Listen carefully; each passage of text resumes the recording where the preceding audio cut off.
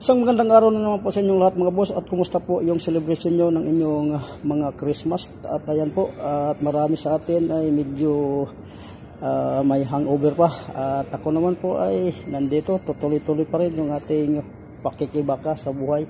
At ayan, sa ngayon nga ay meron naman akong ginagawa ditong unit, at ito naman ay Subaru Outback, at meron siyang concern sa aircon. At ayan, chinecheck ko na siya ngayon. At ayan, nakasalang na yung ating adapter ng suction. Ayan, tapos nandito yung ating sa discharge.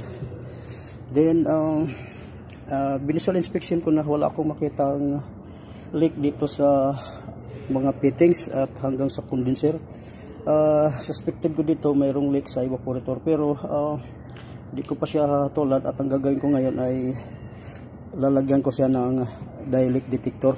Yan po ang specification charge pala nito.